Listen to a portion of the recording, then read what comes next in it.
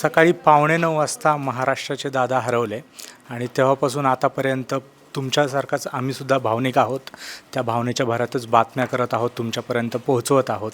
आणि आता असं वाटलं विद्याप्रतिष्ठानच्या मैदानात कार्यकर्त्यांची गर्दी जमते आहे आणि अजितदादांच्या आतापर्यंतच्या प्रवासाबद्दल तुम्हाला थोडी माहिती द्यावी. त्याचसोबतच अजितदादा जे मिश्किल व्यक्तिमत्व होतं, तर त्यांच्या मिश्किलतेचे काही चांगले किस्से आमच्या सहकाऱ्यांकडे आहेत, ते सुद्धा तुमच्याबरोबर शेअर करावेत.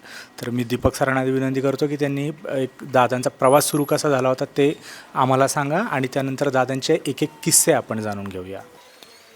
शरद पवारांनंतर राजकारणात पवार घराण्यातील दुसरं व्यक्तिमत्व जर कोणी आलं असेल तर ते अजित पवारांचं आहे.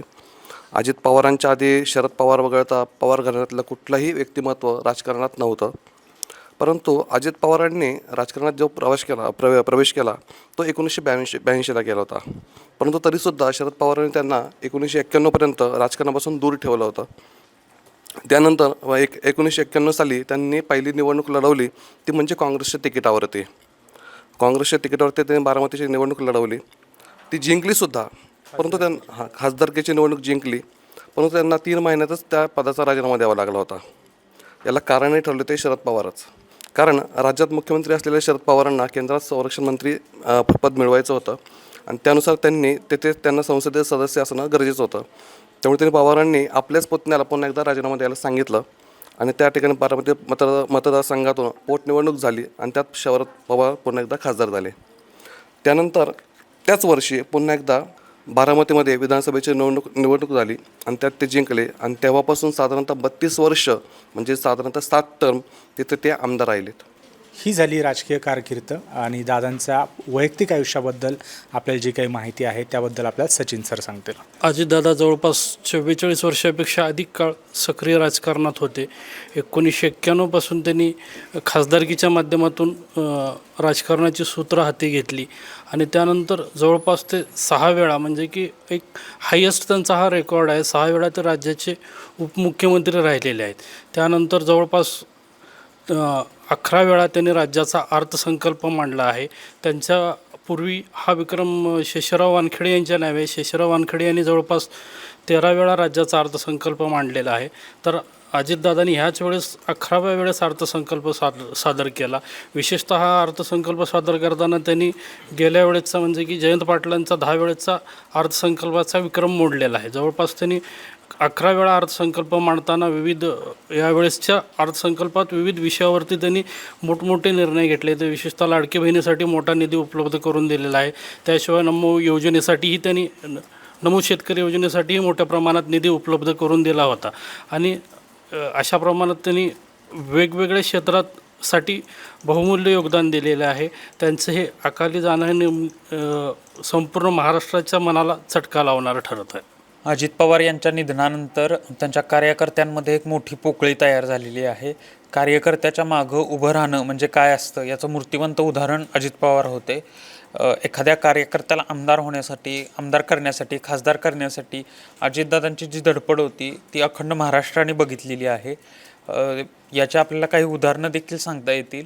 याचं सगळ्यात पहिलं उदाहरण आहे ते म्हणजे दत्तामामा भरणे. इंदापूरचे जे आत्ता आमदार आहेत दत्तात्रय भरणे, ते साधारण 2009ला अपक्ष उभे राहिले होते. हर्षवर्धन पाटील त्यावेळी काँग्रेसकडून उमेदवार होते.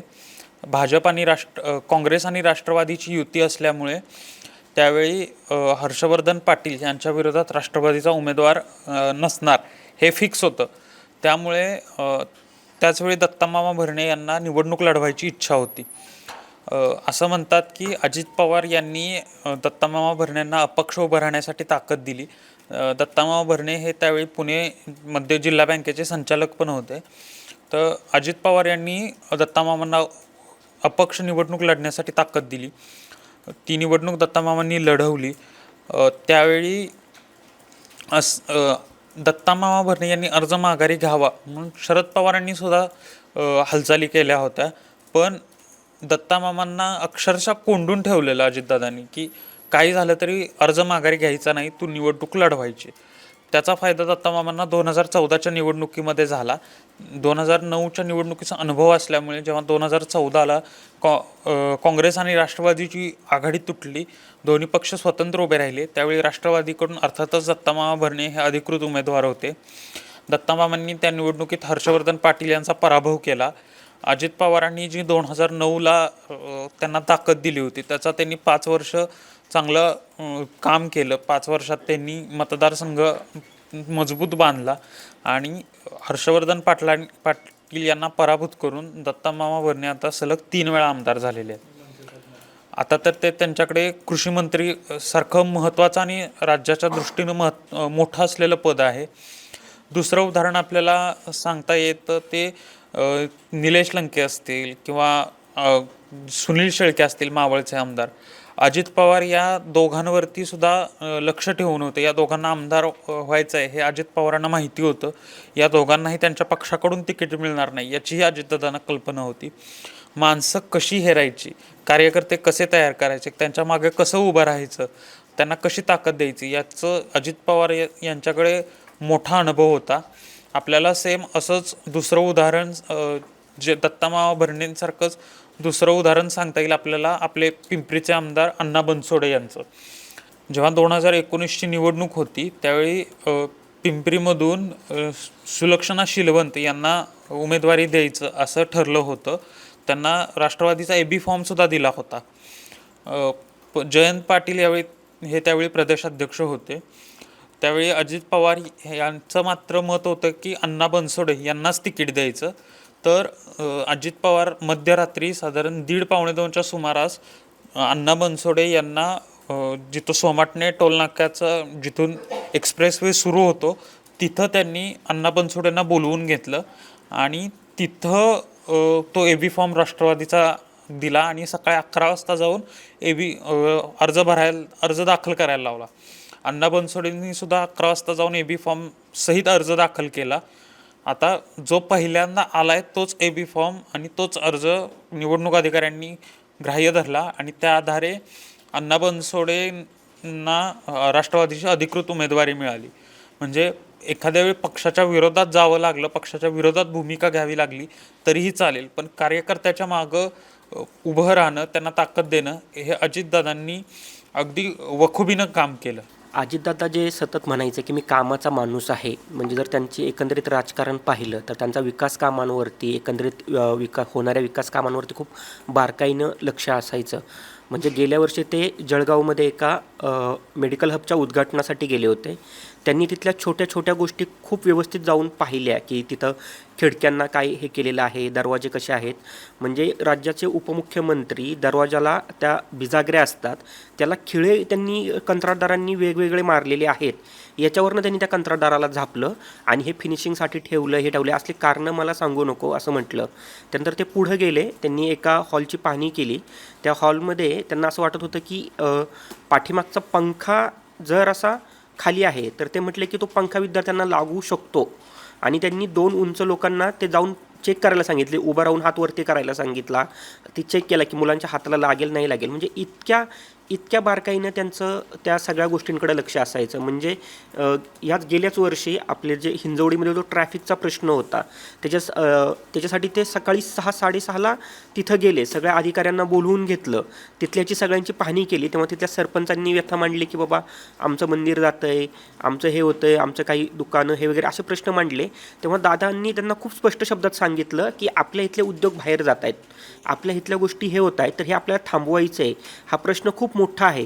त्यामुळे वेळप्रसंगी आपल्या कार्यकर्त्यांना दम देऊन प्रेमानं सांगून त्यांनी ही विकास कामं मार्गी लागली पाहिजेत याच्याकडे त्यांनी कटाक्षानं लक्ष दिलं.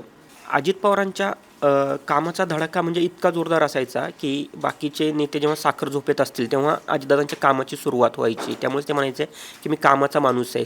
म्हणजे पुण्यामध्ये एका कार्यालयाचं उद्घाटन होतं, माझ्या माहितीप्रमाणे ते परशुराम महामंडळ असेल त्याचं उद्घाटन होतं आणि अजितदादांनी तिथं 6:15 जाऊन ते उद्घाटन केलं. आणि त्या उद्घाटनानंतर पुण्यातल्या खासदार मेधा कुलकर्णी राज्यसभेच्या त्या आल्या आणि त्यांनी पाहिलं तर उद्घाटन होऊन गेलेलं आहे. तर त्यांनी दादांपाशी थोडी नाराजी व्यक्त केली की दादा मी नसताना हे उद्घाटन झालेलं आहे. तेव्हा मग दादांनी परत एकदा त्यांच्यासोबत येऊन त्याचं उद्घाटन केलं. म्हणजे दादांच्या कामाचा आवाका असाच होता की कामं पटपट करायची, जे काम करतायत त्यांना ताकद द्यायची, विकास कामांकडे बारकाईने लक्ष द्यायचं. तुम्ही बारामतीचा जर विकास पाहिला किंवा बारामतीचं जर एकंदरीत तिथली इमारती वगैरे पाहिला तर ती दादांच्या, अजित पवारांच्या, शरद पवारांच्या दूरदृष्टीची त्यातनं तुम्हाला कल्पना येते. म्हणजे बारामतीमध्ये असं सांगितलं जातं की खूप कामं आहेत, म्हणजे तिथं दादा सकाळी 5:30-6 वाजता जाऊन तिथलं काम कसं चाललं आहे ते स्वतःहून पाहतात. आणि बारामतीचं जे नवीन एस टी स्टँड आहे ते इतकं चांगलं त्यांनी बनवलं स्वच्छतेच्या बाबतीत, ह्याच्या बाबतीमध्ये, तर तिथं ते दादांनी वैयक्तिक लक्ष दिलं. त्यामुळे मी उपमुख्यमंत्री आहे, मी कार्यकर्त्यावरती सोपवेल, मी ह्याच्यावरती सोपवेल, हे असं अजिबात त्यांनी कधी केलं नाही. ते स्वतः त्याची दखल घ्यायचे, जायचे, कंत्राटदारांना तिथल्या जागच्या जागी जाब विचारायचे आणि ते ब्लॅकलिस्टमध्ये टाकेल अशी थेट ते धमकी द्यायचे काम योग्य झालं नसेल तर. म्हणजे दादा जितक्या विकास कामांकडं जितक्या ह्यांनी पाहायचे, त्यांच्या मागं विकास कामं नीट झाली पाहिजे एवढी त्यांची त्याच्यावरती तीक्ष्ण नजर असायची. तसंच ते हजरजबाबी खूप होते. म्हणजे त्यांची भाषणाचा तुम्ही जर टोन पाहिला की भाषणं जी करायचे ते, तर त्याच्यामध्ये एक ग्रामीण रांगडेपणा तुम्हाला त्यांच्या भाषणामध्ये तुम्हाला दिसून येतो. म्हणजे एकदा तर ते भाषणाला उभे राहिले होते आणि एक कार्यकर्ता त्यांना आय लव्ह यू दादा म्हणून असा जोराने ओरडत होता. तर दादांनी भाषण थांबवलं आणि हसले ते आणि म्हटले, घड्याळाचं बटन दाब, घड्याळाचं, आणि आय लव्ह यू बायकोला जाऊन घरी बोल. म्हणजे एवढा तो मिश्किलपणा. म्हणजे दादा हे खरं खूप जणांना असे शिस्तीचे आणि हे वाटायचे, पण ते कार्यकर्त्यांप्रती आणि ते जे त्यांना जे जे टायमिंग होतं त्यांचं बोलण्याचं ते खूप जबरदस्त होतं. आता मागच्या निवडणुकीमध्ये त्यांची राजगुरुनगरमध्ये सभा झाली तेव्हा ते काही कार्यकर्त्यांची नावं घेत होते, काही त्यांचं ते सुरू होतं भाषणामध्ये. तर त्यांचा एक कार्यकर्ता बाबा समथिंग काहीतरी त्याचं नाव होतं आणि तो सांगतो, दादा हे, दादा हे. दादांनी कॅमेरासमोर आपलं टक्कल दाखवलं. अरे बाबा, माझं इथं टक्कल पडलं आणि तू मला शिकवतोयस का? अरे मला सगळं माहिती आहे. या प्रकारे दादा म्हणजे रिॲक्ट व्हायचं. त्यांचं टायमिंग खूप जबरदस्त होतं या सगळ्या बाबतीमध्ये. अजित पवारांना जसं एक दिलदार राजकारणी म्हटलं जातं तसं ते आपल्या कार्यकर्त्यांची पण तितकीच काळजी घ्यायचे. त्याचं एक उत्तम उदाहरण म्हणजे अमोल मिटकरी. ज्या अमोल मिटकरींना अजितदादा मुख्यमंत्री व्हावं असं सातत्यानं वाटायचं, त्याची पार्श्वभूमी तुम्हाला सांगतो. अमोल मिटकरी म्हणजे एक अजितदादांचा खंदा समर्थक होता. प्रत्येक टीकेला अजित पवारांची जी टीका झाली राजकारणामध्ये त्या टीकेला अमोल मिटकरी सडेतोड उत्तर द्यायचे. आणि त्यांनी एक किस्सा त्यांच्या मुलाखतीत सांगितला होता की ज्यावेळेस कोरोनाचा काळ होता आणि त्यांच्याकडे आमदारकी नव्हती, त्या आमदारकीच्या काळामध्ये एक वर्ष त्यांना असं होतं की ज्यावेळेस तिथे स्वराज्य यात्रा संपल्या होत्या, सत्तांतर झाली होती आणि त्यांनी म्हणजे त्यावेळेस काहीच त्यांच्याकडं उत्पन्नाचं साधन नव्हतं. परंतु त्या काळामध्ये जवळपास 1 वर्ष कोरोनाच्या काळामध्ये अजित पवारांनी त्यांना साधारणतः महिन्याला 50,000 रुपये अजित पवारसुद्धा पाठवायचे. आणि ते पैसे पाठवायचं म्हणजे कसं की बाबा पवारांची भाषणं बंद झाली आहेत, आपण जर कार्यकर्त्यांना बळ दिलं नाही तर ते कसे आपलं काम करतील, या भावनेतून ते पैसे त्यांना पाठवायचे. आणि मिटकरींनी ही गोष्ट स्वतः सांगितली होती की बाबा ज्यावेळेस मला मी आमदार झालो त्यानंतर मला म्हणजे पक्षाने प्रवक्तेपद दिलं, त्यानंतर मी सातत्याने अजित पवारांचा म्हणजे पाठिंबा त्यांना देत राहिलो. परंतु ज्यावेळेस माझ्या अडचणीचा काळ होता त्या काळामध्ये अजित पवारांनी माझी इतकी काळजी घेतली की मला कुठल्याही प्रकारची आर्थिक अडचण त्यांनी निर्माण होऊ दिली नाही आणि त्यासाठीच ते मला एवढे पैसे पाठवायचे. खूप कमी जणांना माहिती असेल की अजित पवारांची सासरवाडी ही धाराशिव जिल्ह्यातली होती. त्यांच्या पत्नी सुनेत्रा वहिनी ह्या धाराशिव जिल्ह्यातील तेर या गावच्या होत्या. विशेषतः त्या डॉक्टर पद्मसिंह पाटील यांच्या भगिनी आहेत. आणि आताचे माजी मंत्री राणा जगजितसिंह पाटील हे सुनेत्रा वहिनीचे भाचे आहेत. त्यासोबतच इतरही नातलग त्या ठिकाणी धाराशिव जिल्ह्यात अजितदादांचे होते. विशेषतः ज्येष्ठ नेते जीवनराव गोरे किंवा माजी आमदार राहुल मोठे हे सुद्धा अजितदादांचे जवळचे नातलग आहेत. त्यामुळं धाराशिव जिल्ह्यात त्यांचं नेहमीच येणं जाणं राहत होतं. विशेषतः परवाच सप्टेंबर महिन्यात झालेल्या अतिवृष्टी आणि पूरग्रस्त परिस्थितीत त्यांनी तिथली पाहणी केली आणि मोठ्या प्रमाणात त्या ठिकाणी निधीही उपलब्ध करून दिला होता. आणि विशेष म्हणजे त्यांचं सासरवाडीवर तितकंच प्रेम होतं, त्यामुळं धाराशिव जिल्ह्याला ते मोठ्या प्रमाणात नेहमीच निधी देत आले होते. त्यांची शेवटची भेट म्हणजे की नोव्हेंबर महिन्याच्या अखेरीस मल्हार पाटलाच्या लग्नाच्या निमित्तानं ते धाराशिव जिल्ह्यात आले होते. त्याचवेळी नगरपरिषदच्या निवडणुकाही होत्या. त्यानिमित्ताने त्यांनी 1-2 ठिकाणी प्रचारसभाही घेतल्या. हीच त्यांची धाराशिव जिल्ह्याची शेवटची भेट ठरली. पराभव हा खिलाडी वृत्तीने घ्यायचा असतो. याचं उत्तम उदाहरण म्हणजे अजित पवार. कारण आत्ता महानगरपालिकेच्या निवडणुकीमध्ये पुण्यामधनं त्यांना तितकासा प्रतिसाद मिळाला नाही. पत्रकारांनी आत्ता जी पुण्यामध्ये एक ग्रँड सायकल स्पर्धा झाली त्याच्याविषयी अजितदादांना सांगितलं की दादा खूप चांगला प्रतिसाद मिळाला.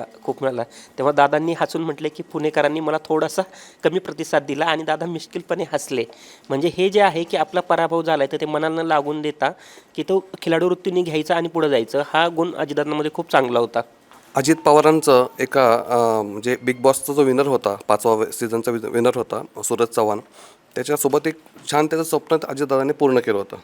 त्याचा किस्सा असा आहे की ज्यावेळेस सूरज चव्हाण हा विनर ठरला बिग बॉसचा, त्यावेळेस अजितदादांनी त्याला त्याचं हक्काचं घर असेल असे म्हणजे त्याला शब्द दिला होता की बा तुला मी घर बांधून देतो. आणि खरोखर अजित पवारांनी 1 वर्षामध्ये बारामती तालुक्यात मोडवे नावाचं एक गाव आहे त्याचं, त्या गावामध्ये एक उत्तम घर त्याला बांधून दिलं, आलिशान घर. ज्या घराची त्याने म्हणजे ज्या घरात त्याने प्रवेश केला त्यावेळेस त्यांनी सांगितलं होतं की बाबा एका गरीबाला अजितदादांनी इतकं सुंदर आणि आलिशान घर बांधून दिलं. आणि आज त्या सूरज चव्हाणची एक पोस्ट खूप व्हायरल होती सोशल मीडियावरती. त्याच्यात तो म्हणतो की बाबा माझा देव आज चोरला आहे. ही जी हळहळणारी पोस्ट होती ना, त्यामध्ये त्यांनी घराचे फोटो टाकलेले आहेत. आणि एवढंच नाही तर अजित पवारांनी स्वतः त्या घराची म्हणजे काम कसं चाललं आहे, बाबा काही सूचना द्यायची आहेत का, आपण जो शब्द दिलेला आहे तो शब्द नुसता शब्द दिलेलाच नाही तर ते घर त्या प्रकारे बांधून झालं आहे का, त्याची स्वतः ते अनेक वेळा पाहणी करण्यासाठी त्यामुळे गेले होते तिथे. ज्यांचा राजकारणाशी संबंधही नाही त्या लोकांच्यासुद्धा अल्गोरिदममध्ये अजितदादांचे व्हायरल मीम्स, रील्स ह्या सगळ्या पोहोचतच होत्या. आणि आता अल्गोरिदम असं सेट झालं होतं की रोज दादांची एकतरी रील दिसायची. त्यातली माझी फेवरेट सांगायची झाली तर ते एक मीम आहे ज्यात एक मुलगा रडत असतो आणि म्हणत असतो ज्या देशात अजितदादा नाही त्या देशाचं काय होत असेल. सेम फोटोसोबत दुसरा अजितदादाचं मीम येतं की अचानक अजितदादांनी केलेल्या कामाची आठवण आली.